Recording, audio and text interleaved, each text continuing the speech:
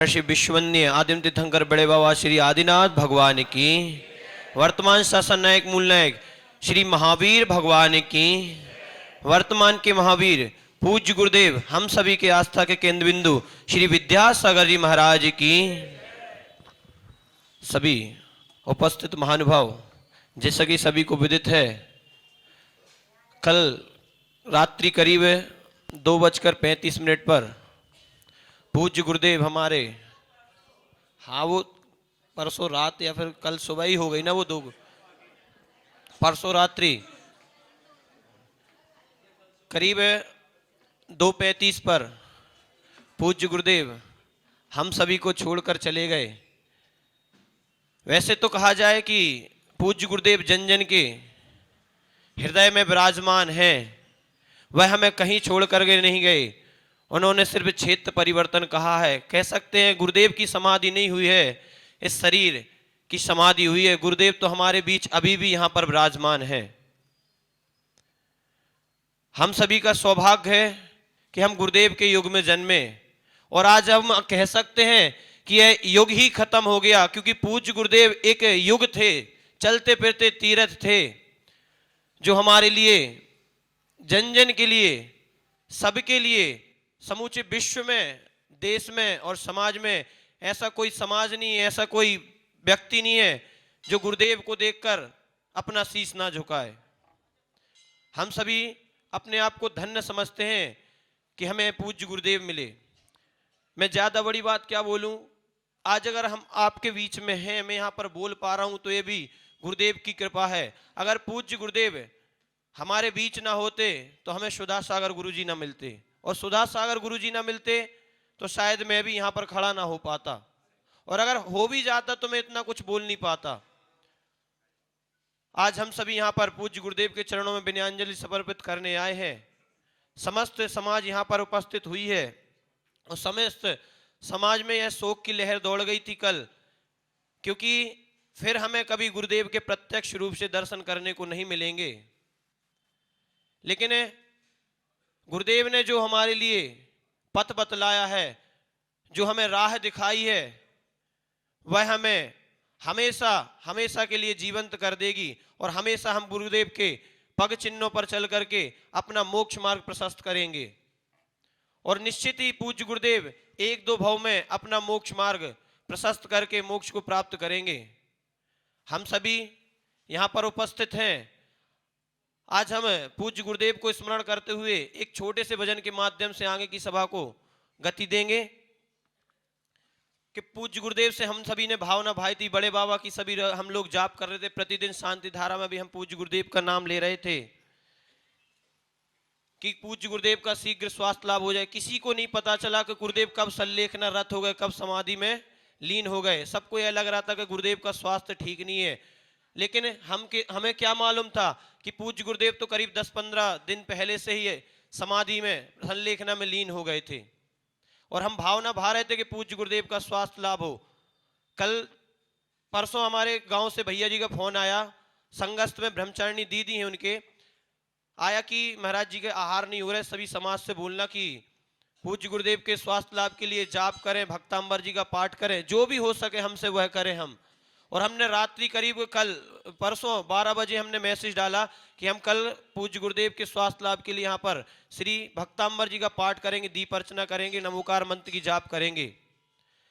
करीब रात्रि 2 बजे मैं सोया, लेकिन 2:30 बजे पता चला कि पूज्य गुरुदेव की समाधि हो गई। सुबह जब मैं मंदिर में आया, और मंदिर में जब अभिषेक की क्रियाएं प्रारंभ करने के लिए हो ही रहा था, तब प्रवीण जी ने बताया कि पूज्य गुरुदेव की तो समाधि हो गई। मतलब एक बार को मैं वहां पर बिल्कुल थम गया, मुझे नहीं पता था कि ये क्या हो गया है, क्योंकि हम लोग आज कल पूज्य गुरुदेव के स्वास्थ्य लाभ के लिए हम लोग कामना भावना भाने जा रहे थे, और पूज्य गुरुदेव समाधिस्थ हो गए।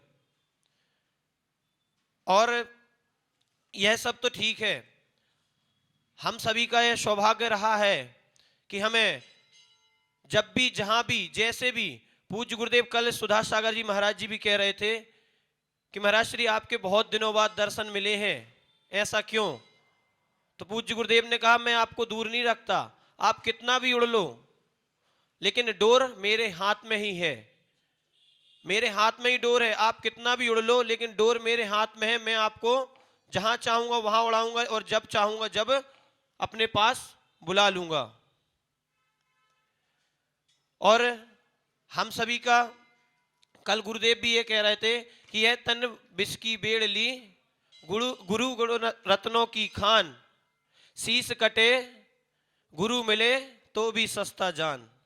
अगर हमें ऐसे पूज्य गुरुदेव अगर मिले और कोई कहे कि हमें अपना शीश काट करके रखना है, तो हम अपना वह शीश भी क्या गुरु के चरणों में गुरु के लिए समर्पित कर देंगे। लेकिन क्या करें, यह तो समय का खेल है, आना जाना तो लगा रहता है। सूर्य, सभी कह रहे थे सूर्य अस्त हो गया, सूर्य अस्त हो गया, सूर्य अस्त नहीं होता। कल पूज्य जिसने भी पूज्य गुरुदेव को सुना होगा, उन्होंने कहा सूर्य कभी अस्त नहीं होता। आज यहां होगा है तो कल कहीं और होगा, वह कभी अस्त नहीं होता, वह अपना सिर्फ क्षेत्र परिवर्तन करता है।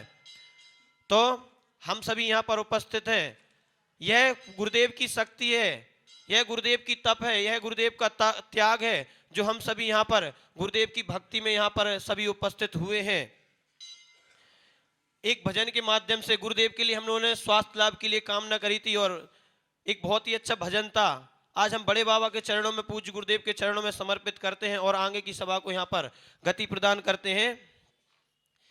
जिनने सब कुछ दिया है हमको, हम उनको कुछ ना दे पाए।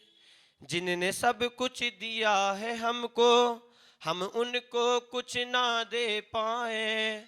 उम्र हमारी है बड़े बाबा, विद्या गुरु को लग जाती। उम्र हमारी है बड़े बाबा, मेरे गुरु को लग जाती। बाग आपका दिया गुरुजी, हम एक फूल न दे पाए। बाग आपका दिया गुरुजी, हम एक फूल न दे पाए। उम्र हमारी है बड़े बाबा, मेरे गुरु को लग जाती, मेरे गुरु को लग जाती। जीवन रोशन किया आपने, जीवन रोशन किया आपने, हम एक दीप न दे पाए। जीवन रोशन किया आपने, हम एक दीप न दे पाए। और उम्र हमारी है बड़े बाबा, मेरे गुरु को लग जाती, विद्या गुरु को लग जाती। सागर जितना दिया है उन्होंने, सागर जितना दिया उन्होंने, हम एक बूंद न दे पाए। सागर उनने, सागर जितना दिया उन्होंने, हम एक बूंद न दे पाए। उम्र हमारी है बड़े बाबा, मेरे गुरु को लग जाती, विद्या गुरु को लग जाती। शब्द नहीं है मन व्याकुल है, कैसे भाव बखान करूं। शब्द नहीं है मन व्याकुल है, कैसे भाव बखान करूं। उम्र हमारी है बड़े बाबा, मेरे गुरु को लग जाती, मेरे विद्या गुरु को लग जाती। जय लो आध्यात्म सरोवर के राजहंस, मूक माटी प्रणेता, राष्ट्र संत, जन जन के आराध्य, वर्तमान के वर्धमान, अनासक्त महायोगी, योग साधक, हथकरघा प्रणेता, गौशाला प्रणेता, हम सभी के आस्था के केंद्र बिंदु, श्रमण रत्न, संत श्रोमणी, आचार्य गुरुवर 108 श्री विद्यासागर जी महाराज की जयकारा गुरुदेव का, जयकारा गुरुदेव का। नमोस्तु गुरुवर, नमोस्तु गुरुवर, नमोस्तु गुरुवर। चलिए भैया पंकज जी। बड़े ही सुंदर शब्दों में हमारे शास्त्री भैया ने अपने भावों को रखा। और बंधुओं, आचार्य भगवंत के बारे में, उनके गुणों का गुणगान करने के लिए हम यहाँ सभी इकट्ठे हुए हैं। और आचार्य भगवंत का जाना बिल्कुल ऐसे है कि कोई भी हम में से विश्वास ही नहीं कर पा रहा कि ये कैसे हो गया। क्यों? क्योंकि ऐसा तो कभी सोचा ही नहीं था। और मैं तो कहता हूं कि धर्म की शुरुआत आज के युग में जितना हम लोग जानते हैं, आचार्य श्री के नाम से ही होती है, और आचार्य श्री के नाम तक पर ही ये खत्म भी हो जाती है। क्यों? क्योंकि हमने अपने चारों ओर अगर किसी को देखा है तो सिर्फ आचार्य भगवंत और उन्हीं की बातों को देखा है। इसीलिए हम सुबह सुबह जब पूजा शुरू करते हैं तो मंगलाष्टक के अंत में भी पढ़ते हैं कि विद्यासागर विश्ववंद श्रमणम भक्त्या सदा संस्तुवे सर्वोच्चम यमिनम विनम्य परमम सर्वार्थ सिद्धि प्रदम ज्ञान ध्यान तपोभिरक्त मुनिपम विश्वस्य विश्वाशिरम साकारम श्रमणम विशाल हृदयम सत्यम शिवम सुंदरम विद्या गुरु वंदनम। तो आचार्य भगवंत एक व्यक्ति नहीं थे, एक व्यक्तित्व नहीं थे, एक युग थे, एक पूरा का पूरा समयसार थे, जिन्होंने अपनी जीवन के 56 वर्ष सिर्फ मूलाचार का पालन करते हुए निकाला। बंधुओं, इतने ऊंचे पद पर होते हुए भी सभी जानते हैं कि उनका क्या व्यक्तित्व था। उन्होंने आज तक किसी को ये नहीं कहा कि तुम ऐसा कर लो, मगर सभी लोग सिर्फ उन्हीं के दिशा निर्देश पे चलते थे। आज हम सब यहाँ एकत्रित हुए हैं और सभी की अपनी अपनी भावनाएं हैं। जो भी अपनी भावना यहाँ व्यक्त करना चाहते हैं वे अपने नाम शास्त्री भैया को लिखा दें, सबके नाम लिख लो, जो भी बोलना चाहते हैं। और मैं तो कहता हूं कि जितने भी लोग हैं अपनी भाव, चाहे 2 लाइन कहें, चाहे कुछ भी कहें, अपनी भावना अवश्य व्यक्त करें।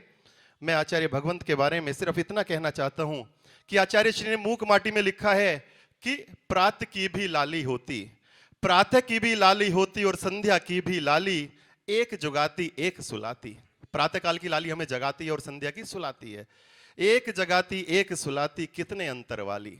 तो बंधुओं, कल का जब सूर्य निकला सभी लोग सोए हुए थे, क्योंकि आचार्य भगवंत की समाधि रात को 2:35 पर हुई।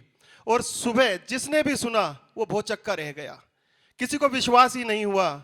सभी को पता तो था कि आचार्य भगवंत का स्वास्थ्य थोड़ा नरम चल रहा है, मगर ऐसा किसी ने भी नहीं सोचा कि अचानक ही ऐसा हो जाएगा। सबको लगता था कि आचार्य श्री पहले भी कभी स्वास्थ्य नरम गरम रहता है, अभी ठीक होंगे। इससे पहले कुंडलपुर में भी ऐसा ही हुआ था, मगर उसके बाद आचार्य श्री फिर 500 किलोमीटर का विहार उन्होंने लगातार किया। तो एक ऐसा व्यक्तित्व जिसने कभी जो हारा ही नहीं, जो हमेशा चलता ही दिखाई देते रहे, उनके बारे में सिर्फ इतना कहना चाहता हूं कि छूने को चरण जिनके लोग तरसते थे, छूने को चरण जिनके लोग तरसते थे, और छोड़ के घर जो लोगों के दिलों में बसते थे। छूने को चरण जिनके लोग तरसते थे, छोड़ के घर जो दिलों में बसते थे, महिमा उनकी कोई कैसे बताए, महिमा उनकी कोई कैसे बताए, महिमा उनकी कोई कैसे बताए। सह करके परिचय भी अविरल वो हंसते थे, कहे बिना मन की वो बात समझ जाते थे, कहे बिना मन की वो बात समझ जाते थे। उनके सानिध्य में सब दुख भूल जाते थे, फिर क्यों न झुके उनके आगे हर माथा, फिर क्यों न झुके उनके आगे हर माथा, कांटों पे चलकर भी वो मुस्कुराते थे। ऐसे आचार्य भगवंत हमारे बीच से चले गए। बंधुओं, आज बहुत भारी मन है, आंखें सभी की भरी हुई हैं, मगर कहते हैं कि जाने वाला तो जाएगा। यहां तीर्थंकर भी नहीं रहे, यहां चक्रवर्ती भी नहीं रहे। क्यों? क्योंकि ये पर्याय तो बदलने वाली है, ये तो पूर्ण होगी। आचार्य भगवंत कहते थे कि जब यहां से जाना है तो फिर उसमें घबराना कैसा, जाना तो पक्का है। और बहुत सुंदर बात कही कि हम तो यहां से, क्योंकि उन्होंने सारी उम्र रत्नत्रय का पालन किया, 16वें स्वर्ग में जाएंगे, वहां कुंद आचार्य से मिलेंगे, वहां समंत भद्र स्वामी से मिलेंगे, वहां उमा स्वामी से मिलेंगे, वहां हम अपने गुरु ज्ञान सागर जी से भी मिलेंगे और उनसे उनका हालचाल पूछेंगे। बंधुओं, ऐसे उच्च विचार वाले साधु आज हमारे बीच से चल गए। हम सब लोग तो, मैं तो कहता हूं पूरा विश्व, क्योंकि वो जैनों के नहीं थे, वो तो जन जन के थे, पूरा विश्व उनको किस तरीके से पूजता था। उनके जाने से हम सभी लोग बड़े दुखी हैं। क्यों? क्योंकि, और दुखी भी क्यों हैं? अपने स्वार्थ के कारण दुखी हैं। आचार्य भगवंत को अगर कह दें, वो तो एक ऐसा व्यक्तित्व थे कि उनका तो मोक्ष मार्ग प्रशस्त है, वो तो शीघ्र ही मोक्ष जाने वाले हैं, मगर हम सब लोग, हमें कौन सहारा देगा, कौन हमें उंगली पकड़कर चलना सिखाएगा, कौन हमें दिशा निर्देश देगा, किसके शास्त्रों को हम पढ़ेंगे।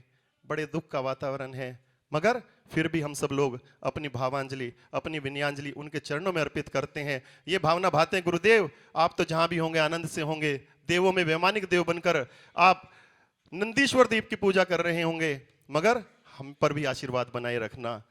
हम भी आप ही के भक्त हैं, हमारा भी ध्यान रखना, और हम भी आपके ही पथ पर चलते हुए आगे की ओर बढ़ें, मोक्ष मार्ग पर बढ़ें। इसी भावना के साथ मैं आज इस कर्म को शुरू करता हूं। और सर्वप्रथम विनयांजलि देने के लिए हमारे संरक्षक भाई नरेंद्र जी यहाँ उपस्थित हैं, उनको मैं बुला रहा हूं, वो आए और अपने भाव यहाँ पर रखें। भाई नरेंद्र जी।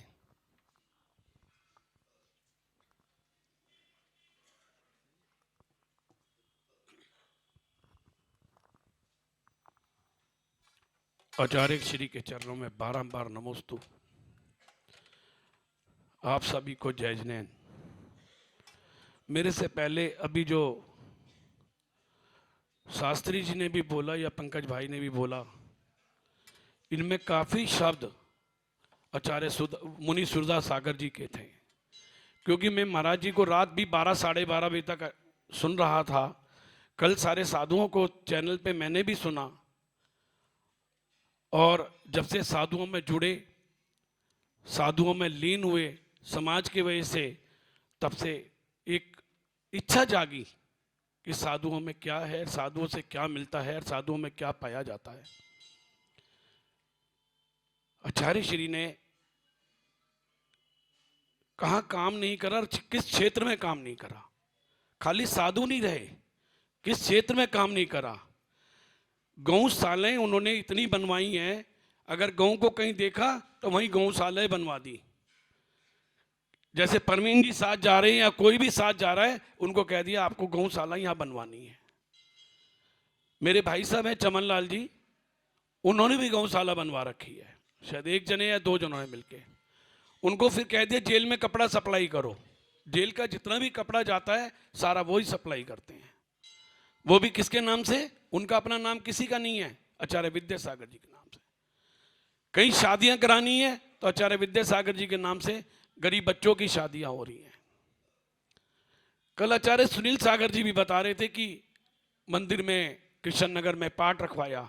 हरियाणा में जाके अगर आचार्य श्री सुनील सागर जी हमारे बारे में बोलते हैं तो ये एक बहुत बड़ी बात है कि कृष्ण नगर समाज के लिए, क्योंकि उन्होंने कहा था कि आचार्य श्री के लिए आज नमोकार मंत्र की जाप करो और कल नमोकार मंत्र का दीप प्रज्वलन के भी माध्यम से आचार्य श्री के लिए आपने करना है।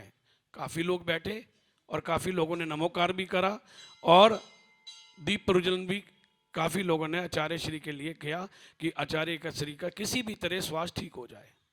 एक बार राजेश जी ने भी कहा कि मंदिर में जाप ये शुरू करो, तो सबने पहली जाप यही शुरू करी कि आचार्य श्री का किसी तरह स्वास्थ्य ठीक हो जाए। लेकिन आचार्य श्री का सुधार नहीं हो पाया।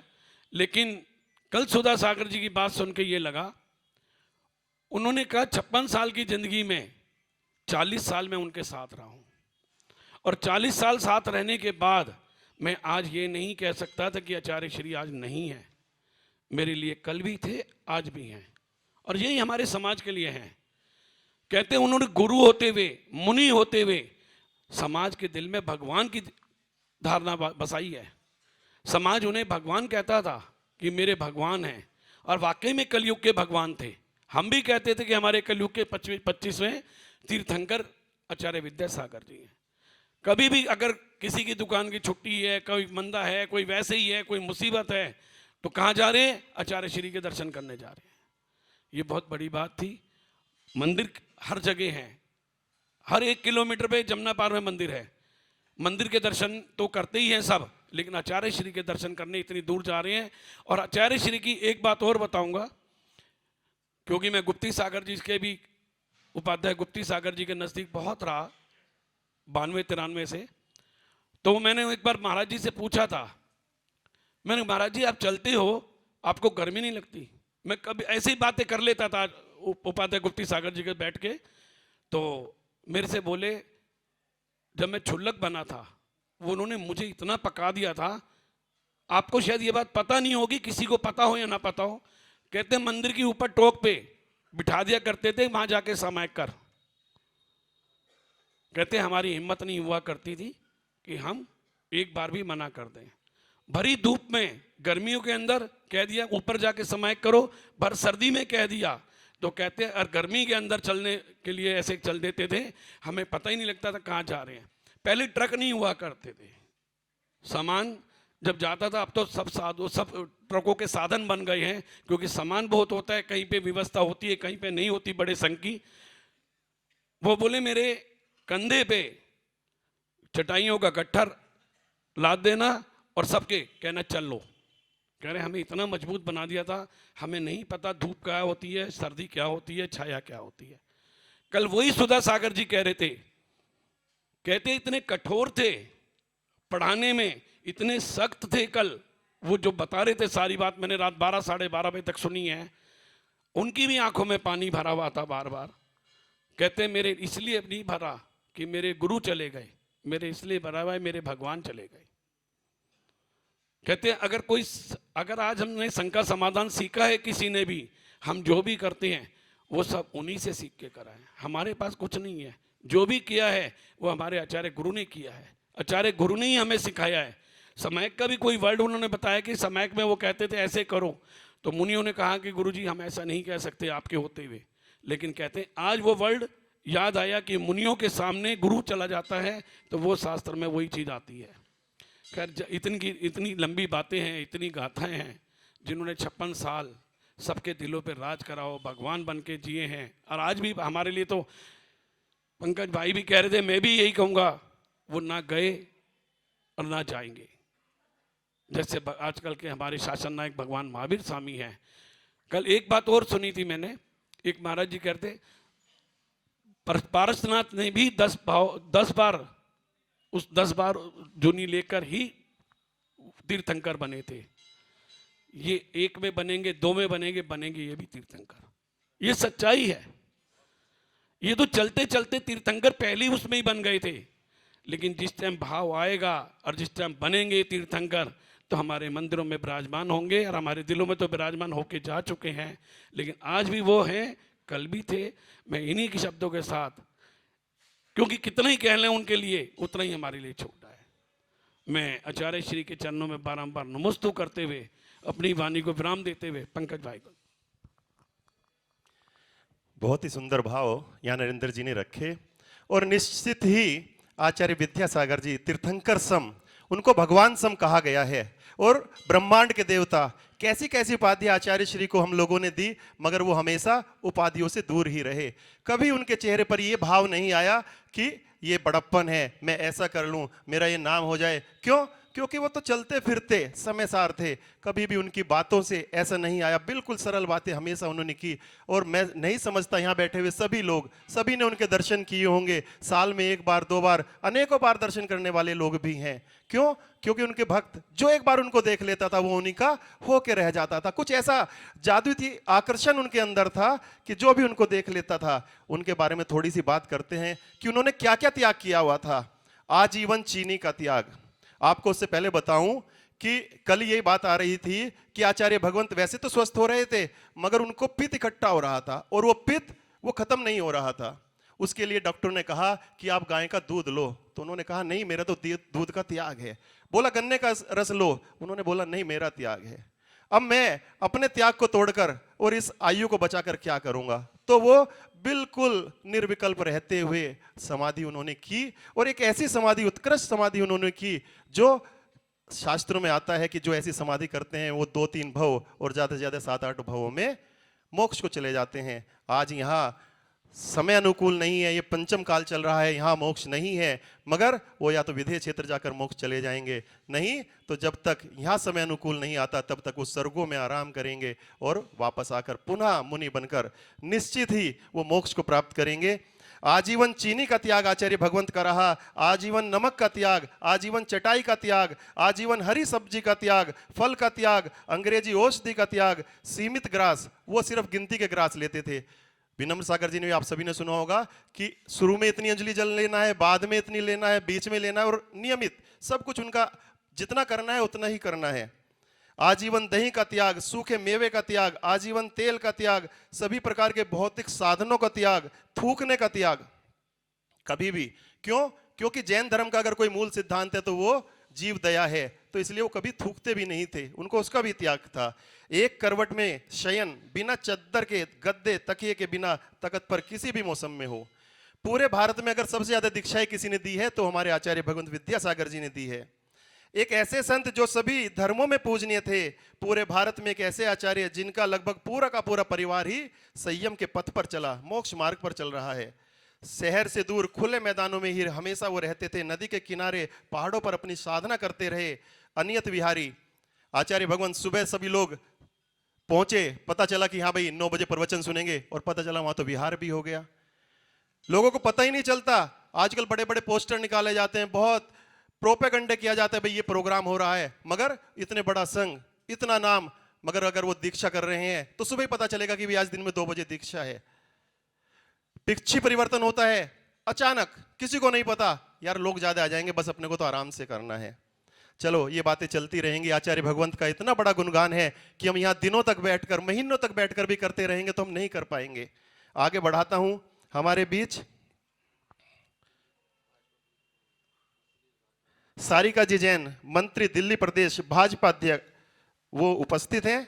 वो भी आचार्य श्री के पावन चरणों में कुछ कहना चाहती हैं। आए। धन्यवाद पंकज भाई। सभी को मेरा जय जिनेन्द्र। विश्व को शांति का संदेश देने वाले आचार्य विद्यासागर जी महाराज के चरणों में मेरा शत शत नमन है। आचार्य विद्यासागर जी हमेशा बोलते थे कि इंडिया नहीं भारत बोलो। उसी के लिए मैं 4 लाइनें भी बोलना चाहती हूँ कि भारत एक जमीन का टुकड़ा नहीं है, एक जीता जागता राष्ट्र पुरुष है। ये चंदन की भूमि है, ये अभिनंदन की भूमि है, ये तर्पण की भूमि है, ये अर्पण की भूमि है। इसका बिंदु बिंदु गंगा जल है और इसका कंकड़ कंकड़ विद्यासागर है, तीर्थंकर है, पंच परमेष्टि है, सिद्ध है, आचार्य है, उपाध्याय है, साधु है। हम इसको बार बार नमन करते हैं। हम जिएंगे तो इसके लिए और हम मरेंगे तो इसके लिए। और अगर हमारी अस्थियों से कोई कान लगाकर सुनेगा तो एक ही आवाज आएगी, भारत माता की जय। जब भी आचार्य श्री अपने सिंहासन पर बैठते थे, अपने मंच पर बैठते थे, तो उनके पीछे भी एक भारत का सिंबल लगा हुआ था। तो वो भारत को बहुत मानते थे और सबसे कहते थे कि इंडिया नहीं भारत बोलो। तो आज उसी पर हम चल रहे हैं। कल मैं राष्ट्रीय अधिवेशन में थी पंकज भाई, तो हमारे जो राष्ट्रीय अध्यक्ष हैं जेपी नड्डा जी और प्रधानमंत्री जी, उन्होंने 1 मिनट का मौन रखवाया और बोला कि मुझे बहुत सौभाग्य मिला कि मुझे बार बार उनके दर्शन करने का सौभाग्य मिलता रहा। तो उनके जो नियम हैं, कायदे हैं, कानून हैं, संस्कार हैं, वो हमारे बीच में जीवित रहने चाहिए। आचार्य श्री तो हमारे बीच में नहीं है, उनका शरीर हमारे बीच में नहीं है, लेकिन उनकी आत्मा अभी भी हम सबके बीच में है। उनके जो संस्कार थे वो हमें अपने जीवन में उतारने चाहिए, क्योंकि उनका बहुत सारा लिटरेचर हमारे पास है, उनके बहुत सारे सद्गुण जो गुण हैं वो हमारे पास हैं। हम सब उसको कुछ ना कुछ छोटे तरीके से, बड़े तरीके से अपने जीवन में उतार कर उनको जीवंत रख सकते हैं। जैसे कि आचार्य श्री हमेशा किसी ना किसी चीज़ का त्याग करते थे, तो हमारे अंदर भी ये भावना होनी चाहिए कि जब हम यहाँ से जाएं तो कुछ ना कुछ छोटा ही सही लेकिन कुछ नियम लेकर जाएं। मैं जैन परिवार में पली बड़ी हूँ, वही संस्कार हमारे अंदर है। मैं सरधना की बेटी हूँ, सरधना से बिलोंग करती हूँ और दिल्ली में शादी हुई है और आज दिल्ली प्रदेश की मंत्री हूँ भारतीय जनता पार्टी की। ये सभी जैन समाज का दायित्व है, खाली मेरा दायित्व नहीं है जो मुझे दायित्व दिया गया है। तो हम सभी को मिलकर यहाँ से जब जाएं, मैं भी यहाँ से जा रही हूँ तो एक नियम लेकर जा रही हूँ कि मैं 1 महीने तक मीठा और नमक नहीं खाऊंगी। तो इसी तरह आप लोग सब जितना आपसे संयम से आप निभा सके उतना आप लोग भी निभाइए। तो ये आचार्य श्री को सच्ची श्रद्धांजलि होगी, विनयांजलि होगी, पुष्पांजलि होगी।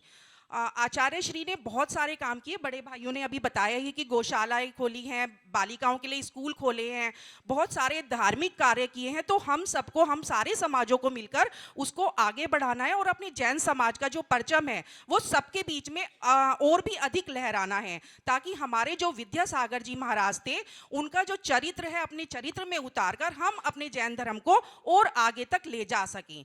तो सभी को मेरा जय जिनेन्द्र। बहुत ही सुंदर। और एक बार इस समाज की बेटी के लिए जोरदार तालियां बजाएं, क्योंकि बंधुओं, राजनीति में जाना तो सरल है मगर साथ में धर्म के संस्कारों का पालन करना बहुत मुश्किल होता है। और जो बच्चे साथ में दोनों चीजों को लेकर चल रहे हैं, निश्चित ही वो बहुत अच्छे हैं, चलते हैं आगे की ओर। और बंधुओं, आचार्य भगवंत को हम याद कर रहे हैं। आचार्य भगवंत ने अपने पूर्ण जीवन में सिर्फ और सिर्फ जीवों, समस्त प्राणी मात्र के कल्याण की भावना की है। और ऐसे ऐसे कार्य उन्होंने किए हैं जो शायद सोचने में भी असंभव लगते हैं, मगर उन्होंने उनको साक्षात रूप दे दिया। चाहे कोई भी समझौता नहीं किया जाता। पहले संस्कार है, उसके बाद लौकिक शिक्षा है। आचार्य भगवंत कहते थे कि कितना भी आप क्यों ना पढ़ लो, आप कोई भी उपलब्धि क्यों ना प्राप्त कर लो, मगर वो इसी पर्याय तक की उपलब्धि है। मगर अगर आपके संस्कार होंगे, आपकी आत्मा में जो गुण चले जाएंगे, वो आपके भवो भवो तक रहेंगे। तो ऐसे आचार्य भगवंत। और आपको बताऊं कि जिनेंद्र जी वर्णी, आप सभी ने नाम सुना होगा, उनकी समाधि चल रही थी, आचार्य भगवंत के सानिध्य में चल रही थी। तो उन्होंने आचार्य भगवंत से कहा कि आप आहार लेकर जल्दी चले आना, हमें आज कुछ अच्छा नहीं लग रहा, जैसे होता है अंत समय में। तो उन्होंने कहा भाई सहारा है, आचार्य भगवंत का सहारा किसको नहीं था। तो आचार्य भगवंत ने कहा कि अपनी समाधि तो स्वयं होती है, उसके लिए किसी के भरोसे की कोई जरूरत नहीं होती। और उन्होंने जो कहा उसको बिल्कुल जीवंत करके दिखा दिया। किसी को पता नहीं था कि आचार्य भगवंत की समाधि चल रही है, मगर 3 दिन पहले से उन्होंने अन्न का त्याग कर दिया, अखंड मौन व्रत ले लिया, अपने आचार्य पद का भी त्याग कर दिया, संघ के लिए जो भी उनको निर्देश देने थे वो दे दिए, और उसके बाद वो आत्मस्थ हो गए। और वो निर्विकल्प समाधि ही समाधि होती है। बंधुओं, ऐसे भगवान हमें मिले, ये हम सबका सौभाग्य रहा। ये इस युग का सौभाग्य रहा कि इस युग में गुरुवर जन्मे, और ये हम सबका सौभाग्य रहा कि गुरुवर के युग में हम जन्मे। वे आंखें धन्य है जिन्होंने उन गुरुदेव के दर्शन किए हैं। वे लोग धन्य है जिन्होंने उन गुरुदेव के साक्षात दर्शन किए हैं। वे कान धन्य है जिन्होंने उन गुरुदेव का नाम सुना है। मैं आपको क्या क्या बताऊं, हमारी भावनाएं उनसे बहुत जुड़ी हुई हैं। जिस दिन प्रधानमंत्री जी ने अभी फिलहाल में उनके दर्शन किए, उस दिन शाम को मैं भी गुरु के चरणों में था, और काफी देर समय मिला क्योंकि बहुत ज्यादा भीड़ नहीं थी। एक ऐसा व्यक्तित्व था कि उनको देखकर ही आदमी सब कुछ भूल जाता था। बहुत सारी बात करने के भाव से जाता था, मगर सिर्फ उनको देखकर ही सब समस्याओं का समाधान हो जाता था। बंधुओं, कल्प वृक्ष हैं वे मेरे जिनने मुझ पर करुणा की। आचार्य भगवंत बिल्कुल कल्प वृक्ष के समान थे। बहुत सारे लोग जब भी दर्शन करने जाते थे, सिर्फ उनके दर्शन करने ही सारे भाव उनके पूरे हो जाते थे। कल्प वृक्ष हैं वे मेरे जिनने मुझ पर करुणा की, सिद्ध चक्र भी मेरे वे हैं जिनने मुझको शरणा दी। मेरी पूजा मेरी भक्ति वे ही मेरे विधान हैं, मेरे गुरुवर विद्यासागर धरती पर भगवान हैं। मेरे गुरुवर विद्यासागर धरती पर भगवान है। निश्चित ही वो भगवान के समान ही थे। आगे की ओर चलते हैं। भाई विराग जी जैन, हमारे जमुना पार के प्रवक्ता यहाँ उपस्थित हैं, आए और वो भी अपने भावों को व्यक्त करें। भाई विराग जी।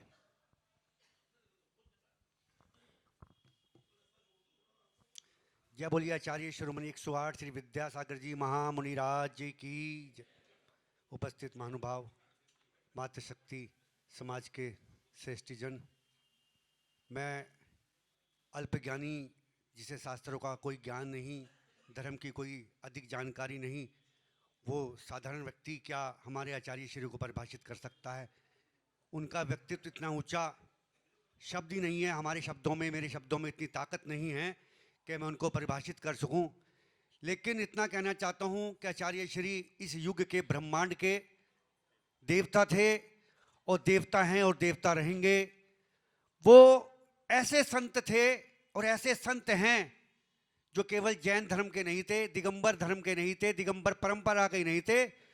दिगंबर हो, श्वेतांबर हो, तेरा पंथ हो, मुंह पट्टी हो, कोई भी पंथ हो और कोई भी धर्म हो, चाहे वो हिंदू धर्म हो, सनातन धर्म हो, सिख धर्म हो, मुस्लिम धर्म हो, ईसाई धर्म हो, केवल एक ऐसे संत थे आचार्य श्री विद्यासागर जी, जिनको सभी लोग बड़ी आस्था का केंद्र मानते थे और दिल से नमन करते थे और पूजते थे।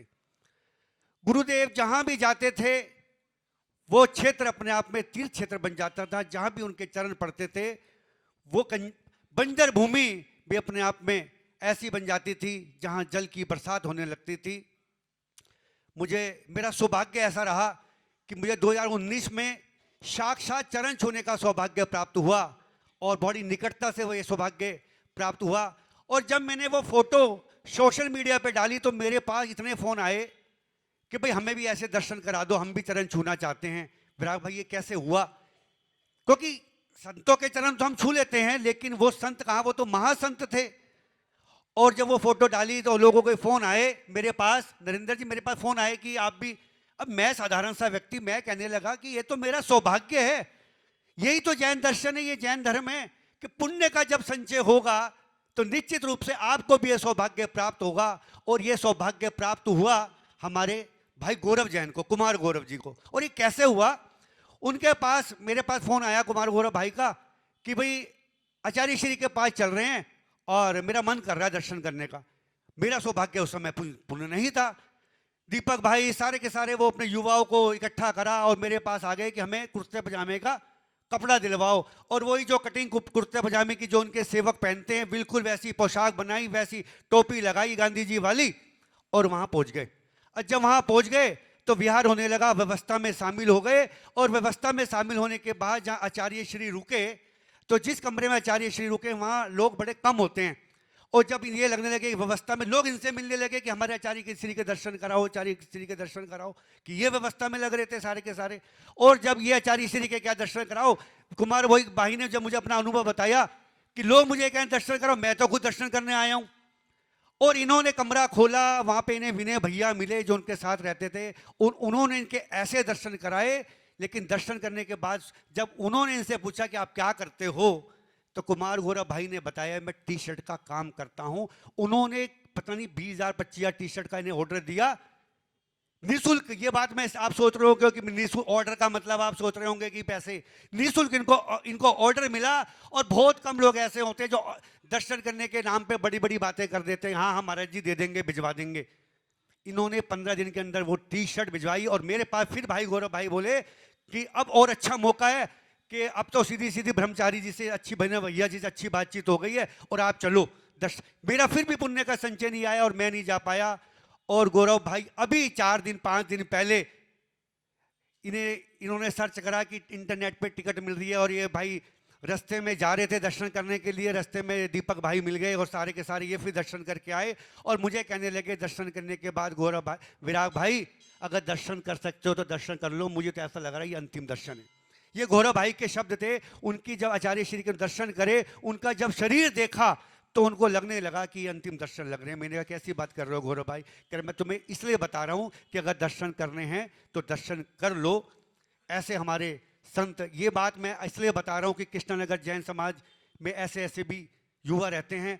और विशेष रूप से अगर मैं बात करूं, आचार्य श्री विद्यासागर जी का आशीर्वाद कृष्णनगर को विशेष रूप से मिला। दिल्ली की नहीं, अमनापार की नहीं, बल्कि पूरे भारत की आज सबसे बड़ी जैन समाज में अगर कोई नाम आता है तो कृष्णनगर जैन समाज का नाम आता है। कृष्णनगर जैन समाज का नाम इसलिए नहीं आता बड़ा कि 1200-1500 घर हैं, यहाँ सबसे ज्यादा अभिषेक में भीड़ होती है इसलिए यह नाम आता है। और उसकी विशेषता भी है, सबसे बड़ी विशेषता यह है कि उसमें सबसे अधिक युवा होते हैं, बुजुर्ग नहीं होते। बुजुर्ग तो लगता है कि भाई चलो हमारी उम्र हो रही है दर्शन कर लो। अभी सबसे ज्यादा विशेषता ये होती है, युवा होते हैं। और ये कृष्णनगर जैन समाज का सौभाग्य समझो कि अंतिम जो पिछला चातुर्मास हुआ वो विद्यासागर जी के संघ के अरे सागर जी मुनिराज का मिला। त्रय मुनिराज वीर सागर जी, धवल सागर जी, विशाल सागर जी यहाँ आए, उन्होंने यहाँ की व्यवस्था को सुचारू रूप से बनाया। और ये मेरा सौभाग्य है कि मैं कृष्णनगर जैन समाज का अभिन्न अंग हूँ, यहाँ का सदस्य हूँ। और मुझे पूरा स्नेह कृष्णनगर जैन समाज का हमेशा मिलता है, मिलता रहेगा। और एक बात मैं और कहना चाहता हूँ, क्योंकि हम विद्यासागर जी महाराज के बारे में तो इतने ग्रंथ लिखे हैं, इतने सब कुछ लिखे हैं, और उनको मैं समझता हूँ बताने की आवश्यकता नहीं है, सब जानते हैं। ये बातें मैं आपको इसलिए बता रहा हूँ कि हम लोग कुछ ना कुछ यहाँ सीख करके जाएं। कि हम लोग कहते हैं कि अभी हमारी सारिका जैन जी कह रही थी कि 1 मिनट का मौन हुआ। ये मौन कैसे हुआ, मैं आपको ये बात भी बताना चाहता हूँ। मेरे पास सारिका जैन जी का सुबह से फ़ोन आया कि विराग भाई अब मन नहीं कर रहा, लेकिन अधिवेशन में जिम्मेदारी मिली हुई है मुझे और मुझे जाना भी बहुत ज़रूरी है। मैंने कहा आप जाओ।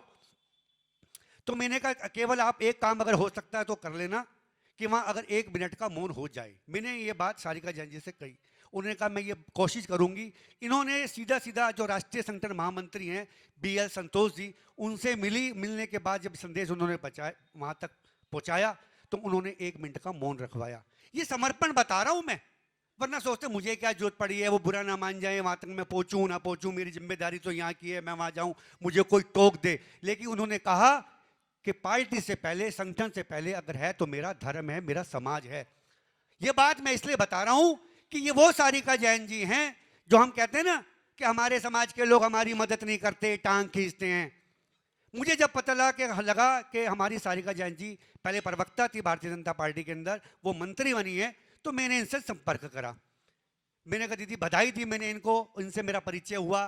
तो वो मुझे बोली आपके पास क्या दायित्व है? मैंने कहा मेरे पास तो मंडल का मंत्री पद का दायित्व है। संगठन की अगर बात करें, संगठन में अगर कोई पन्ना प्रमुख भी है जिसके पास 50 वोटों का दायित्व होता है, वो भी बहुत बड़ा होता है वैसे तो, लेकिन मंडल में मंत्री, दिल्ली प्रदेश के अंदर मंत्री, बहुत बड़ा फर्क है, जमीन आसमान का फर्क है। तो मुझे बोली विराग तुम कोशिश करो। मैंने कहा जी भारतीय जनता पार्टी में भीड़ इतनी है कि मैं बैठी हूँ ना, लोग कह देते हैं कि मैं बैठा हूँ। दीदी बोली मैं बैठी हूँ, और दीदी ने मुझे कहा कि यहाँ मिलो, मेरा नाम लेकर के मिलो, और मेरा खुद परिचय कराया, और मुझे एक जिम्मेदारी दीदी के माध्यम से मिली। ये मैं इसलिए बता रहा हूँ कि ये संस्कार जो विद्यासागर जी के हैं, हमारे जैन धर्म के हैं, जैन समाज के संस्कार हैं, जब उन्हें अपने अंदर हम समाहित कर लेते हैं तब जाकर के एक दूसरे की मदद करने का भाव आता है। ये बात मैं इसलिए भी कह रहा हूँ कि जो हम विद्यासागर जी को मानते हैं, हम जैन धर्म को मानते हैं, वो व्यवहार हमारे आचरण में झलकना चाहिए, हमारी वेशभूषा में झलकना चाहिए। जैसे दीदी ने कहा कि मैं 1 महीने के लिए नमक और चीनी का त्याग करती हूँ। ये त्याग किस लिए किया है? कल जब ये भारतीय जनता पार्टी के कार्यालय के अंदर जाएगी, जब टेबल पे चाय आएगी तो कहेंगी मैं चाय नहीं, मैंने 1 महीने का नियम ले रखा है। वो नियम किस लिए ले रखा है, जब ये बात उनको बताएंगी तब अन्य समाजों को, अन्य समुदायों को, लोगों को पता लगेगा कि जैन समाज, जैन धर्म के लोग कैसे होते हैं। ये बात इसलिए इन्होंने छोड़ा नमक, कि जब ब्रेड पकौड़ा, समोसा, बहुत चीजें हैं जो नमक से बनती हैं, वो जब ये नहीं खाएंगी तो इनके अंदर के साथ साथ वो भारतीय जनता पार्टी के कार्यकर्ताओं के अंदर जब ये बात पहुंचेगी तब पता लगेगा कि जैन कितने बड़े संत का हमारे बीच में से संत गए हैं। और कल तो देश का राजा रोया है। देश का राजा रोने का मतलब प्रधानमंत्री भावुक हो गए। ये बात कोई छोटी साधारण बात नहीं है, क्योंकि आचार्य श्री के दर्शन उन्होंने जब करे तो उस समय 5 राज्यों के चुनाव चल रहे थे। ये बात मोदी जी ने बताई है कि 5 राज्यों के जब चुनाव चल रहे थे, उन्होंने, मोदी जी ने बताई, और जब उनका आशीर्वाद मिला, जिन राज्यों में उनको विजय नहीं मिल पा रही थी, उन राज्यों में एक भारी मतों से उनको विजय प्राप्त हुई। आशीर्वाद की इतनी शक्ति है, मोदी जी ने कल बताई है कि संतों के आशीर्वाद में कितनी बड़ी शक्ति होती है। निश्चित रूप से समय का अभाव है, पीछे से आदेश हो रहा है, तो मैं केवल इतना कहना चाहता हूं कि हम आचार्य विद्यासागर जी के जो उनके मार्ग हैं, जो उन्होंने हमें बताए हैं, उन पर चलें। सही मायने में सच्ची जो श्रद्धांजलि है, विनांजलि है, वो यही होगी। और निश्चित रूप से मैं अपनी ओर से, अपने परिवार की ओर से और यमुना पार दिगंबर जैन समाज की समस्त कार्यकारिणी की ओर से आचार्य श्री के चरणों में बार नमस्तु करते हुए उन्हें अपनी विनांजलि समर्पित करता हूं, और श्री जिनेंद्र प्रभु से ही भावना पाता हूं कि वो 25 तीर्थंकर के रूप में हमारे बीच आए। सभी को जय जिनेंद्र। बहुत ही सुंदर विराग जी ने बातें हमें बताई। और बंधुओं, जैसे फूल में खुशबू होती है, वो खुशबू जो है फूल का गुण होती है, मगर लोग उससे आनंदित होते हैं, उसकी सुगंध को लेते हैं, वो एक अलग बात है। इसी प्रकार हम भी जो नियम लें, जो त्याग करें, वो अपनी आत्मा के लिए करें। लोग उसको समझ के धर्म प्रभाव ना हो, वो अलग बात है। कभी भी लोगों को दिखाने के लिए हम कोई नियम ना लें। चलते हैं आगे की ओर। मैंने ईश्वर को नहीं देखा, हमने ईश्वर को नहीं देखा, देखा है विद्यासागर को। हमने ईश्वर को नहीं देखा, देखा है विद्यासागर को। ज्ञान सिंधु समा गया जिसमें देखा है उस गागर को। सूरज जिनके चरणों में आकर नित प्रति शीस झुकाता है, और प्रकृति का हर रोम रोम जिनके गीत सुनाता है। विश्व शांति होगी फिर से।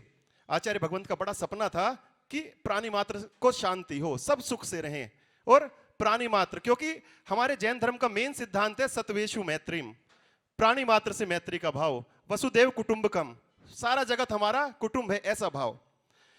विश्व शांति होगी फिर से, ये विश्वास दिलाता है। और हिमगिरी का उन्नत मस्तक जहां नतमस्तक हो जाता है, मोक्ष महल का वासी वो। आचार्य श्री के लिए क्या कहा गया कि मोक्ष महल का वासी वो धरती पर यायावर है। और मेरी श्रद्धा मेरे ईश्वर का नाम ही विद्यासागर है। मेरी श्रद्धा मेरी भक्ति का नाम ही विद्यासागर है। भाई मनीष जी आए, प्रतिमाधारी हैं, हमारे कृष्णनगर जैन समाज का गौरव है, और आचार्य भगवंत के अनन्य भक्त हैं, वो भी अपने भाव यहां पर रखना चाहते हैं। आए। बोलो संत शिरोमणि आचार्य श्री विद्यासागर जी महाराज की जय हो। सभा में मौजूद सभी महानुभावों को सादर जय जिनेंद्र। साथियों, हमने महावीर भगवान को नहीं देखा, गुरुदेव की चर्या को देखकर ही हमें पता चलता है कि महावीर भगवान ऐसे हुए होंगे। उनकी चर्या को देखकर ही हमें मूलाचार देखने को मिलता है कि मूलाचार में क्या है, उनकी चर्या को देखकर ही पता चल जाता है। मैं आज उनके गुणगान करने के लिए यहाँ पर नहीं आया हूँ। उनके गुणों को तो सभी जानते हैं, उनको गुणों को बताने की किसी को ज़रूरत नहीं है। आज मैं उनके एक ऐसे चमत्कार को बताने जा रहा हूँ कि जिनका उनको खुद को भी नहीं पता है कि उन्होंने क्या कर दिया। मुझ जैसे एक जानवर टाइप के इंसान को इंसान बना दिया, ऐसा उन्होंने चमत्कार किया है। एक दर्शन मात्र से, एक दर्शन उनका विदेशों में मेरे को करने को सौभाग्य मिला था, और एक दर्शन मात्र से ही आप देखो कि मतलब कहाँ से कहाँ पहुँच गया। मतलब आज उन्होंने, उन्हीं के आशीर्वाद से मेरे को 4 प्रतिमा मिली हुई हैं। आचार्य जी हमेशा कहते थे कि चरण नहीं आचरण छुओ। उनको विनयांजलि उनके गुणों के गुणगान में नहीं मिलेगी, उनके आचरण के छूने में मिलेगी। जो कोई उनके आचरण, उनके आसपास, उनके जीवन को अपने जीवन में उतारना, उनको सच्ची विनयांजलि होंगी। भाइयों, गुरुदेव हमेशा 5 रसों के त्यागी रहे हैं। उन्होंने अपने जीवन में बहुत दिनों तक 5 रसों का त्याग रखा है। हम उनके तरह तो नहीं बन सकते क्योंकि हम गृहस्थ हैं, लेकिन आज हमारे जीवन में से एक रस उनके साथ ही चला गया है। हमारे जीवन में जो मीठापन था वो उनके साथ चला गया है। अब वो मीठापन हमारे को नहीं मिलेगा, ना देखने को मिलेगा। सिर्फ उनकी बातें ही हमारे साथ हैं, और उनके आचरण पे चलते हुए आज मैं आपके सामने उनको याद करते हुए आजीवन मीठे का त्याग करने का नियम लेता हूँ। यही उनके प्रति हमारी सच्ची श्रद्धांजलि होंगी। चलो, आचार्य श्री विद्यासागर जी महाराज की जय हो। देखिए, क्या चारित्र किसे कहते हैं? जैन धर्म में कहते हैं कि मुनिराजों को कभी भी प्रवचन करने की जरूरत नहीं होती। उनका जो रूप है, उनका जो रत्नत्रय है, वो स्वयं में ही प्रवचन होता है। उनको देखकर ही हमें आभास हो जाता है कि ये वीतरागी हैं, ये सर्वस्व के त्यागी हैं, और उनको देखकर हमें भी कुछ छोड़ने का भाव करे तो हम समझें कि हम भी कल उन्हीं की लाइन में चलने वाले हैं। नहीं तो ये जीवन ऐसे ही चला जा रहा है। ऐसे ही हम लोग आए हैं और ऐसे ही चले जाएंगे। अनादिकाल से हम यही जन्म मरण करते हुए आ रहे हैं और कुछ भी बदलाव नहीं आया। मगर इस बार कोई पुण्य था जो हमने ऐसी जगह जन्म लिया, जैन कुल में जन्म लिया और जिनेंद्र भगवान के कुल में जन्म लिया, और इस बार भी अगर हम चूक गए तो फिर ऐसा पता नहीं कब मिलेगा, नहीं मिलेगा, क्या होगा, क्या कह सकते हैं। आगे की ओर चलते हैं इन भावों के साथ कि शरद पूर्णिमा की उजली सी रात में कोई आया था। आचार्य भगवंत का जन्म शरद पूर्णिमा को हुआ था। शरद पूर्णिमा की उजली सी रात में कोई आया था, हो के युवा तप को धारण कर चांद निशा में छाया था, आज उसी की शीतलता में। आचार्य भगवंत की शीतलता को सभी महसूस करते हैं। आज उसी की शीतलता में आनंदित है जग सारा, जिससे ही बस फैल रहा है जिन शासन का उजियारा। तुमसे चांद सितारों को भी, तुमसे चांद सितारों को भी और फिजाओं को है गरूर, करके जग का हित मेरे गुरुवर, जग में रहते जग से दूर। विद्यासागर इस धरती पर, विद्यासागर इस धरती पर कोई फरिश्ता है या नूर, जिसने देखा तुमको गुरुवर उसको चैन मिला भरपूर। जिसने भी उनको दर्शन किए हैं वो निश्चित ही बहुत शांति को उसने प्राप्त किया है। भाई अनुपम जी आए और अपने भाव को यहाँ पर व्यक्त करें।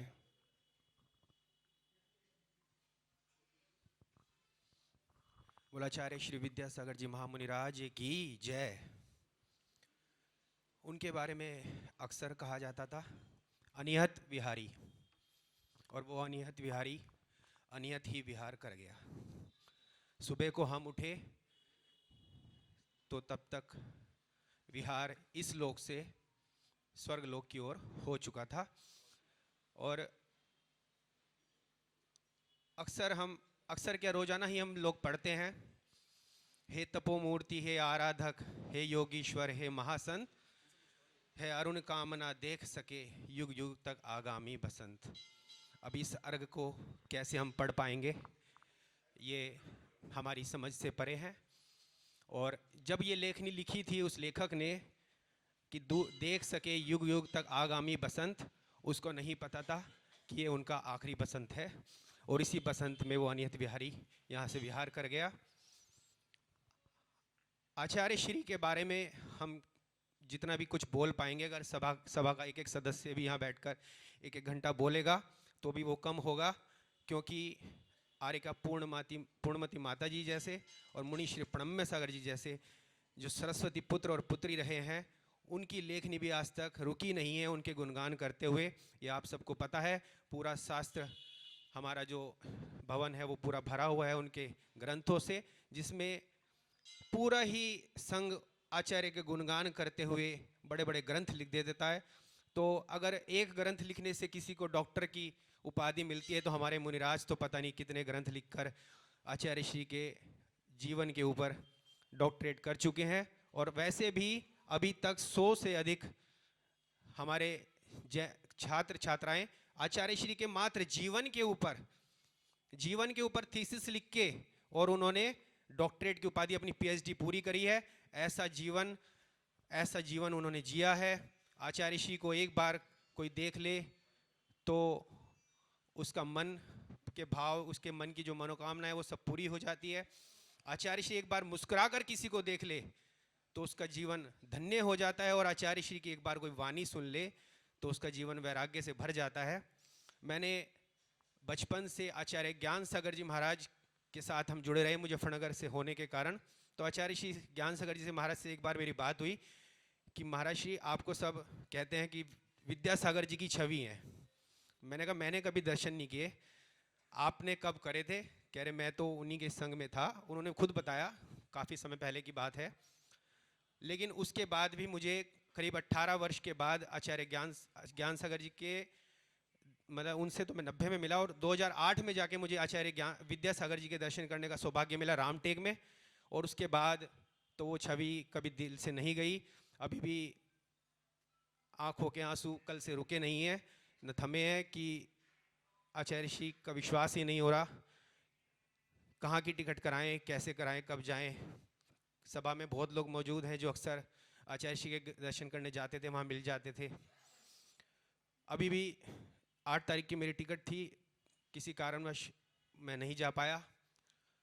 और ये बताते हुए बड़ा अफसोस है कि परसों रात को ही मैंने टिकट कराई थी जाने के लिए, वो टिकट बनी रह गई। अब कहाँ जाएं, किसके दर्शन करें, समझ में नहीं आ रहा है। ज्ञान सागर, विद्यासागर दोनों ही एक सिक्के के पहलू थे। दोनों ही गुरुदेव प्रत्यक्ष रूप से अब हमारे साथ नहीं है, परोक्ष रूप से तो उनका आशीर्वाद स्नेह हमेशा हमारे साथ रहता है।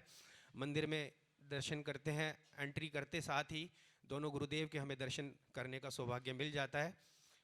तो अपनी विनयांजलि इन्हीं शब्दों के साथ मैं आचार्य गुरुदेव के चरणों में समर्पित करता हूँ।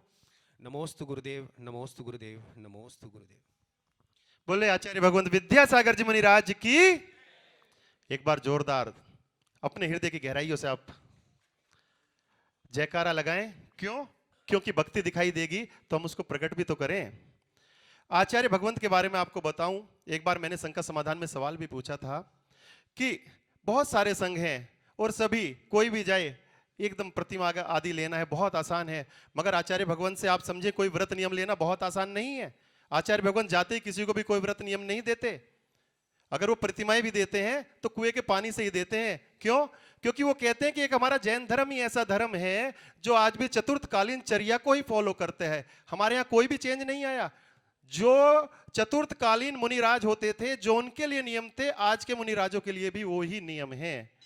तो हम लोग उसी धर्म पर चलते हैं और आचार्य भगवंत बिल्कुल उसका अक्षर से पालन करते थे। भाई अनुज जी यहाँ विराजित हैं, वो भी आए और अपने भाव शीघ्रता के साथ रखें। समय थोड़ा कम है क्योंकि लोग जाना शुरू हो चुके हैं, लोगों को लग रहा है कि सभा का समय हो गया, मगर बहुत कम समय में पूर्ण सभा करने जा रहे हैं। आप लोग थोड़ी देर और बैठें और इसके बाद अगर कोई भी बोलना चाहता है, क्योंकि हमारे पास नामों में ये आखिरी वक्ता है, कोई भी बोलना चाहता है तो अपने नाम दे दे, चाहे 2 लाइन बोले मगर बोले।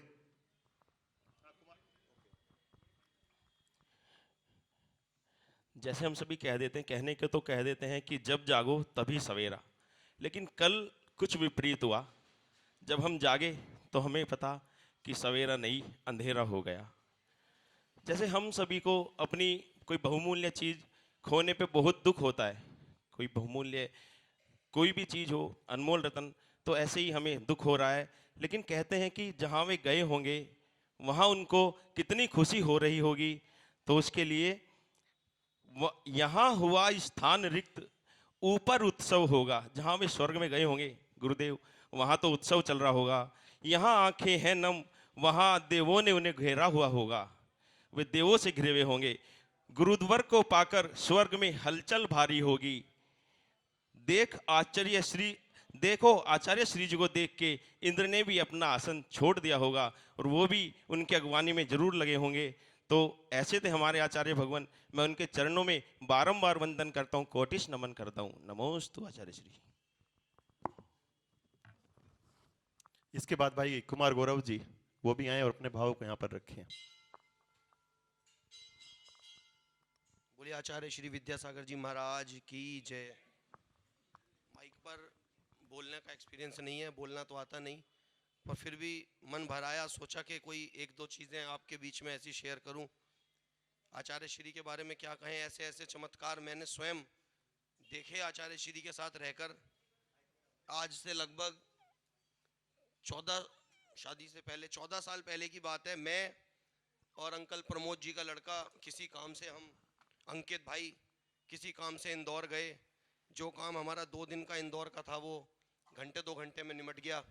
उसके बाद हमने सोचा क्या करें, कल रात की हमारी ट्रेन वापसी की है तो चलते हैं जबलपुर चलेंगे। आचार्य श्री सुना है जबलपुर में है, वहाँ चल के आचार्य श्री के दर्शन कर लेते हैं, फिर वापस इंदौर आके अपनी ट्रेन पकड़ के घर चले जाएंगे। तो हम वहाँ से दोनों भाई अंकित और मैं जबलपुर चले गए। जबलपुर पता चला महाराज जी का विहार तो कई दिन पहले हो गया। उसके बाद महाराज जी भौरीबंद बांकल चले गए। भौरीबंद बांकल से ढूंढते हमको शाम को 7 बज गए। जब हमें आचार्य श्री मिले जंगलों में एक कूड़ा नाम का गांव, जिसका नाम अभी मैंने सुना मोदी जी ने बदल के कुछ चेंज कर दिया, पर उस समय उसका नाम कूड़ा था। उसके विद्यालय, छोटा सा स्कूल गांव का जंगलों में, उस गांव में महाराज जी का 7 बज चुके थे, अंधेरा हो गया था, आचार्य श्री का कमरा बंद हो गया था। तो वहाँ कोई किसी प्रकार की व्यवस्था ठहरने की नहीं थी, क्योंकि एक कमरे में आचार्य श्री और स्कूल में जो 2-4 कमरे और होते हैं, उस कमरे के अंदर और कई महाराज, 40-50 संघ का उस समय संघ था महाराज जी का, महाराज सब उसके अंदर थे। वहाँ कोई रुकने की व्यवस्था नहीं थी, घना जंगल, 7 बजे बिल्कुल अंधेरा हो चुका था। तो हमें एक भाई मिले, मैंने कहा जी हम दिल्ली से आए हैं और हमें गुरु जी के दर्शन करने हैं। तो उन्होंने कहा भाई साहब यहाँ तो कोई व्यवस्था है नहीं, पर दिल्ली के नाम से उन्होंने फिर भी हमें एक चटाई दे दी। उस चटाई को हमने प्रांगण में महाराज जी के कमरे के बाहर, जो और महाराज जी थे उनके कमरों के बाहर बिछा लिया और हम रात को अंकित और मैं दोनों वहाँ सो गए।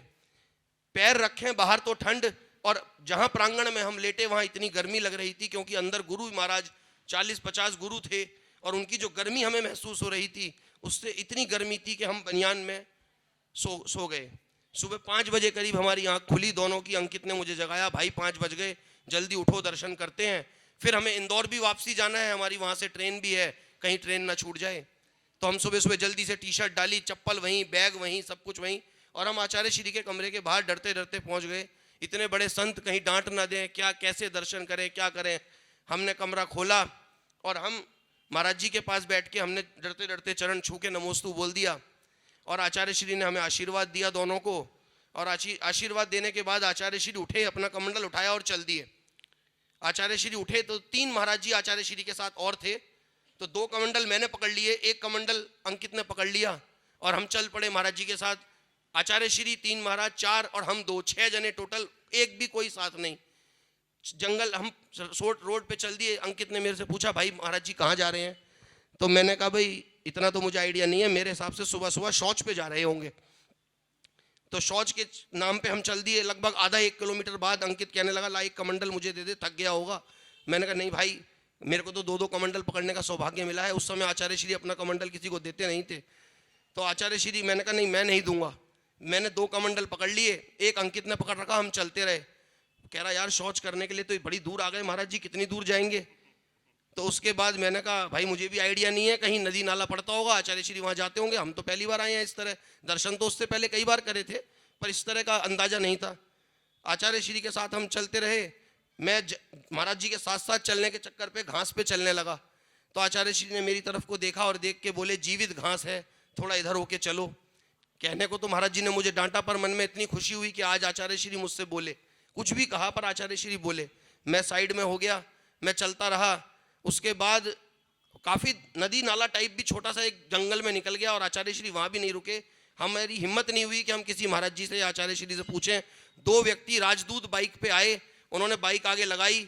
बाइक आगे लगाने के बाद जब वो उतरे, जी शौच के लिए कितनी दूर जाएंगे? उन्होंने कहा कि भैया विहार चालू हो गया है और महाराज जी का 13 किलोमीटर का विहार है और 13 किलोमीटर विहार होगा। जैसे ही मैंने 13 किलोमीटर सुना, मेरे दोनों हाथों में दर्द शुरू हो गया, क्योंकि कमंडल पानी के जल से भरे हुए थे। तो मैंने अंकित से कहा, मैंने कहा भाई कमंडल पकड़ ले। कह रहा ना ना, उसे पता था अगर मैंने दे दिया तो मैं वापस नहीं लूँगा। तो उसने फिर ये एक महाराज जी ने हमारा ये देख लिया, तो उन्होंने मेरे से कमंडल मांगा, तो मैंने झट एक कमंडल महाराज जी को पकड़ा दिया।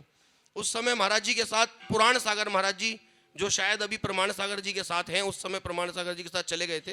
पुराण सागर महाराज जी ने मेरे से बोला लाओ दूसरा कमंडल दे दो। मैंने नहीं महाराज जी, एक कमंडल तो मैं पकड़ लूँगा, एक कमंडल इस हाथ में कभी इस हाथ में करके मैं पकड़ लूँगा, चलिए। तो महाराज जी कह रहे कि दे दो। मैंने कहा नहीं महाराज जी। कह रहे दे दो, नहीं तो अमरकंटक में लूँगा। मैंने कहा गुरुदेव अमरकंटक में दूंगा। तो 13 किलोमीटर बाद जब हम वहाँ हमारा विहार खत्म हुआ, मैंने पुराण सागर महाराज जी को कमंडल, तो जैसे मैंने कहा कि अमरकंटक में दूंगा, तो आचार्य श्री हमारी तरफ देखे और मुस्कुराए, क्योंकि वो हमारी बोली से और शक्ल सूरत से वो समझ गए थे ये हमारे यहाँ के MP के नहीं है।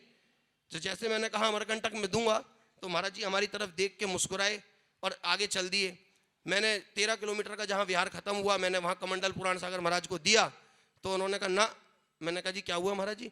कह रहे भाई मैंने कहा था अमरकंटक में लूंगा। तो मैंने कहा महाराज जी विहार तो पूरा हो गया। कह रहे 15 दिन बाद अमरकंटक आएगा। मैं बताना चाहूंगा कि मैंने जो है जी वो 15 दिनों का विहार महाराज जी के साथ अंकित और मैंने करा। मैंने मंदिर में मैंने मम्मी को फोन करके कहा कि मम्मी ऐसे ऐसे हो गया और मैं 15 दिन तक आचार्य श्री के साथ 12-13 दिन 15 दिन रहूंगा। मम्मी ने कहा बेटा बिल्कुल वहीं रहो, 15 दिन नहीं 20 दिन लग जाएं। अंकित ने कहा भाई मैं क्या करूं, मेरे घर से इतनी छूट एकदम शायद ना मिले। उसने मम्मी जब अंकित की थी, उन्होंने मम्मी से कहा मम्मी यहाँ बारिश ज़्यादा हो गई है, 2 दिन ट्रेन नहीं है। फिर उसने 1-2 दिन और कुछ बहाना बनाया, फिर उसने तीसरे चौथे दिन क्लियर कह दिया कि मम्मी ऐसी ऐसी बात है, 14-15 दिन हमें लगेंगे। तो उसकी मम्मी ने भी, पापा ने यही कहा कि नहीं बेटा जो तुमने बोल दिया वो काम पूरा कर कर आओ। हमारा बैग वहाँ रह गया था, हमारी चप्पलें वहाँ थी, सब वहाँ थी। अंकित भाई ने कहा कि गौरव कैसे होगा? मैंने कहा पैसे तो जेब में ही रखे हैं, सब ले लेंगे, लेकिन वहाँ की व्यवस्था ऐसी थी वो सब सामान ट्रकों में भर के आगे आ जाता था। तो फिर अगले 1-2 दिन बाद हमें हमारा सामान वापस मिल गया। और जब से लेके 14 साल से आज तक हम महाराज जी के मैक्सिमम विहारों में जाते रहे। हमारे पे वहाँ से फ़ोन आता था, हम विहार कराने आचार्य श्री का जाते थे। हर बार एक नया चमत्कार, हर बार एक, हम बिना किसी सेटिंग के जाते थे और आचार्य श्री के ऐसे दर्शन कर कर आते थे जो लोग 1-2 करोड़ रुपए देके भी नहीं कर पाते। अभी पिछली बार भी हम दीपक भाई, हम सब 7 जने हम एक साथ गए, हमारी कोई वहाँ व्यवस्था नहीं थी, कुछ नहीं थी। मधुर भैया जो आचार्य श्री के साथ रहते हैं उन्होंने क्लियर मना कर दिया एंट्री नहीं होगी। पर अंदर से 2 बजे ठीक हमें अंदर से बुलावा आया कि आ जाओ अंदर, भेजो 5 जने 6 जने कौन आए हैं। हम 5-6 जने अंदर गए, आचार्य श्री के संग बैठे, आचार्य श्री ने खूब आशीर्वाद दिया। देखते ही एक हमारा दोस्त, मैं छोटी सी बात और बताना चाहूँगा, विनय भैया जो है, ममता आंटी बैठी है उनका शैंकी जो है, वो जल्दबाजी में विनय भैया के ऊपर से टाप गया क्योंकि भाई उसे लगा कि गौरव तो चरण छू लेगा, मैं रह जाऊंगा। सबको रहता है कि मैं चरण छू लूँ, तो वो विनय भैया के ऊपर से टाप गया। विनय भैया को गुस्सा आ गया, तो जैसे ही विनय भैया कहने लगे बाहर निकलो, तो आचार्य श्री के पास हम गए, अपना हमने नमोस्तु करा, हमने श्रीफल चढ़ाया। आचार्य श्री ने ऐसे करके हमारी तरफ देखा और आचार्य श्री इतने दिनों बाद जाने के बाद भी पहचान जाते थे। आचार्य श्री ऐसे बोले दिल्ली से, मैंने कहा जी महाराज जी नमोस्तु। विनय भैया की तरफ बोले कि ये पुलिस से भी नहीं डरते, ये कोई कानून नहीं मानते, इनको थोड़ा देर बैठने दो। तो हम 15 मिनट, आचार्य श्री का ऐसा वात्सल्य हमारी तरफ। इस बार भी लास्ट हम अभी 1 हफ्ते पहले आचार्य श्री के दर्शन करने गए। पहले दिन ये खंबे की दूरी से हमने दर्शन करे तो हमें समझ नहीं आया, हमें लगा कि नहीं महाराज जी स्वस्थ हो रहे हैं। लेकिन अगले दिन हमें पता चला कि यहाँ पर 11 बजे से बैठ जाती है पब्लिक, शाम को 4-5 बजे महाराज जी आएंगे। तो हमने 11 बजे की जगह, मैं, दीपक भाई, भाभी, हम सब सुबह 9 बजे से ही बैठ गए। हमने कभी 11 बजे भी छोड़ो, हम डबल बेड की चद्दर ले गए थे जी, हमने वहीं बिछाई, हम 9 बजे से ही बैठ गए। वहाँ पता चला 3 बजे गुरुजी आएंगे, पर स्वास्थ्य खराब होने के चक्कर में गुरुजी 5 बजे आए। और 5 बजे हमने जब गुरुजी के बिल्कुल सबसे फ्रंट रो में हम बैठे थे, हमने दर्शन किए, तो उस वक्त हम समझ गए कि नहीं, गुरुजी की तबीयत जो ये व्हाट्सएप पे चल रहा है कि स्वस्थ हो रहे हैं, गुरुजी स्वस्थ हो रहे हैं। पर उस दिन हमने देख के हमें महसूस हो गया कि नहीं गुरुजी स्वस्थ बिल्कुल नहीं है। हम वीडियो बना रहे थे, वीडियो हमसे छूट गई और वहाँ से लेके एयरपोर्ट का 3 घंटे का रास्ता था, किसी की आंखों से 3 घंटे तक आंसू नहीं रुके। हम अपना मन दुखी करके, क्योंकि यहाँ घर में परिवार में कोई शादी थी, हमें वापसी आना पड़ा। फिर उस दिन फिर मैंने सबसे कहा कि मैंने कहा हमें महसूस हो रहा है कि अंतिम दर्शन गुरुजी के हैं और इसके बाद शायद हमारे दर्शन नहीं मिलेंगे। उस दिन भी रात को पूरी रात नींद नहीं आई, पता नहीं क्या वजह थी।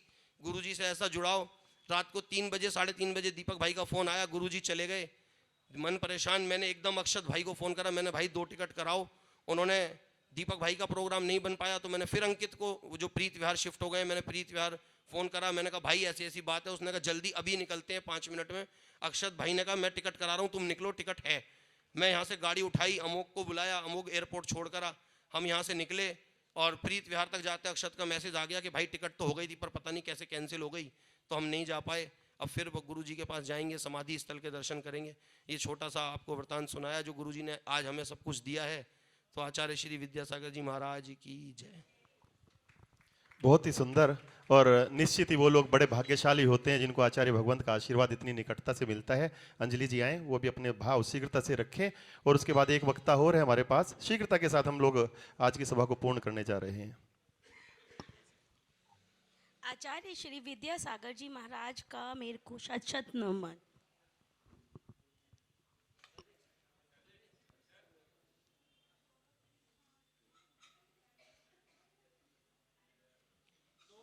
हमें धर्म के अतिशय से आचार्य श्री जोड़कर चले गए और कषायों की कारा का बंध तोड़कर चले गए। माया मत्सर मोह क्रोध को तो छोड़ चुके थे पहले ही, वर्तमान के वर्धमान हमें छोड़कर चले गए। आचार्य श्री हमारे हृदय में सदा विराजमान रहेंगे। उनका दिखाए हुए पथ पर हम चलने की हमेशा कोशिश करेंगे। नमोस्तु भगवान, नमोस्तु।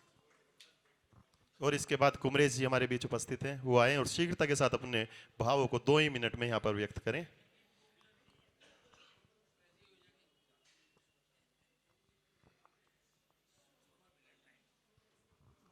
बोलो परम पूज्य आचार्य शिरोमणि संत आचार्य विद्यासागर महाराज की जय, त्याग धर्म की जय। देखिए, कल रात्रि में आत्मा ने पुनर्जन्म लिया गुरुजी की, और हमारा या आपका या पूरे भारतवर्ष का, विश्व का ये पूरा पूर्ण विचार है कि वो शुभ गति स्वर्ग गति में अवश्य ही पधारे। अनेक बार आचार्य श्री के दर्शनों का लाभ मिला। जुलाई में 2 बसें मुजफ्फरनगर से 22-23 जगह की यात्रा के लिए गई थी। चंद्रगिरी डूंगरगढ़ भी उसमें था। आचार्य श्री के दर्शन अभी जुलाई में हुए। आचार्य श्री के अंदर वो शक्ति थी, जब कुंडलपुर में बड़े बाबा विराजमान नहीं हो रहे थे, अनेक क्रेन जो है वो फेल थी, तो उनकी तपस्या, उनकी त्याग, उनके मंत्र में वो शक्ति थी कि सबको अलग करके, और 3 दिन तक उन्होंने मंत्रों का अपना ध्यान किया और फिर इशारा किया और वो भगवान विराजमान हुए यथा स्थान पर। बोलो कुंडलपुर वाले बड़े बाबा की। अब चले गए छोड़कर, पूरे विश्व में हाहाकार है। भारतवर्ष तो ही, लेकिन जहां ब्रिटेन, इंग्लैंड, अमेरिका, जापान, कहीं भी जैन भाई हैं, वहां पर विद्यासागर महाराज का गुणगान होता था, होता रहेगा और हो रहा है। हमें आपको क्या करना है? जितनी जीवन गाथाएं हैं ये सब आपने खूब पहचान ली, खूब जानते हैं और अनेक सुनते हैं। लेकिन जैसे उन्होंने अपनी आत्मा को संभाला और अपनी आत्मा में रत्नत्रय धर्म धारण करके कल्याण किया जग जग का, हमें और आपको भी अपने अपने परिवारों का कल्याण करना है, उनके पद चिन्हों पर चलना है। पहले तो अपने जीवन की शुद्धता, फिर अपने परिवार की शुद्धता, फिर अपने बच्चों की शुद्धता। जो हमारे बच्चे विचलित हो रहे हैं कि घर का खाना ही नहीं खाना चाहते, घर का खाना ही अच्छा नहीं लगता, वहाँ पर बाहर क्या बन के आ रहा, कितनी अशुद्धता है, तो मेरा तो सबसे यही निवेदन है कि आचार्य श्री के चरणों में यही विनयाञ्जलि सबसे पुण्य की रहेगी कि हमें अपने घर परिवारों की शुद्धता, अपने बच्चों की शुद्धता, उनके खान पीन की शुद्धता, महिलाओं के वस्त्राभूषण की एक तरीका जो होना चाहिए वो होना चाहिए। इस समय में हमारा शरीर जो है वो आत्मा भगवान बनने की शक्ति रखता है। भगवान बनेंगे, हमेशा विद्यासागर जी के चरणों में चलेंगे। भगवान महावीर स्वामी के बाद विद्यासागर का नाम पंचम काल में हमेशा रहेगा। बोलो जैन धर्म की जय, विद्यासागर महाराज की जय। जयकारा गुरुदेव का, जय जय गुरुदेव। और कोई अन्य बंधु अपने भाव रखना चाहता है तो शीघ्रता से आए। जो सदाचार संयम का मेरु शिखर, जिनके चरणों में देवों की रहती बसर। जो सदाचार संयम का मेरु शिखर, जिनके चरणों में देवों की रहती बसर। वो गुरु मेरा विद्या का सागर महा, जिनके चरणों में झुकता है सारा जहां।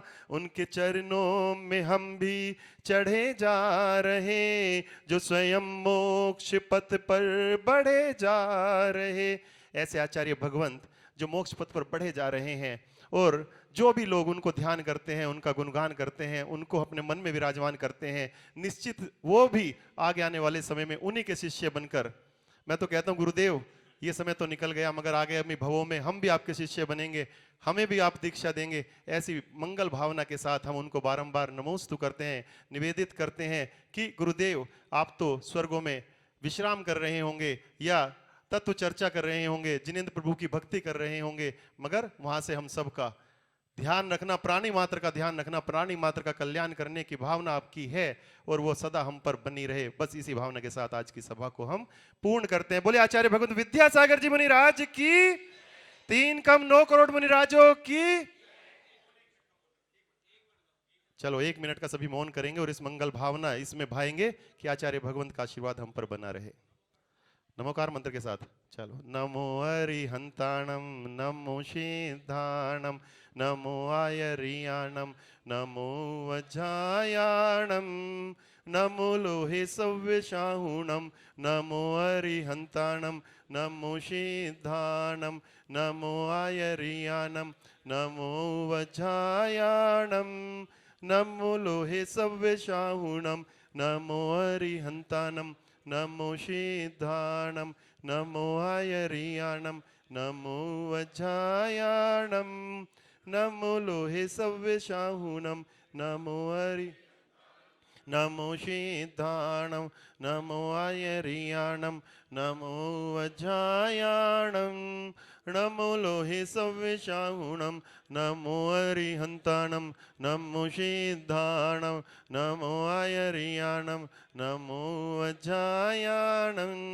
नमो लोहे सव्यशाहुणम, नमो अरिहंताणम, नमो सिद्धाणम, नमो आयरियाणम, नमो वज्रायाणम, नमो लोहे सव्यशाहुणम, नमो अरिहंताणम, नमो सिद्धाणम, नमो आयरियाणम, नमो वज्रायाणम, नमो लोहे सव्यशाहुणम, नमो अरिहंताणम, नमो सिद्धाणम, नमो आयरियाणम, नमो वज्रायाणम, नमो लोहे सव्यशाहुणम, नमो अरिहंताणम, नमो सिद्धाणम, नमो आयरियाणम, नमो वज्रायाणम, नमो लोहे सव्यशाहुणम। ऐसो पंच नमोकारो सव्य पाव प्रणाशिनो, मंगलानंचे सव्य सिंह पद्मम हवई मंगलम। बोले पंच परमेश्वरी भगवान की, बोले आचार्य विद्यासागर जी मुनिराज की, बोले 3 कम 9 करोड़ मुनिराजों की, बोले जैन धर्म की, जैन धर्म की जयकारा गुरुदेव का। नमोस्तु भगवान, नमोस्तु आचार्य श्री जी, नमोस्तु आचार्य श्री जी, नमोस्तु आचार्य श्री जी।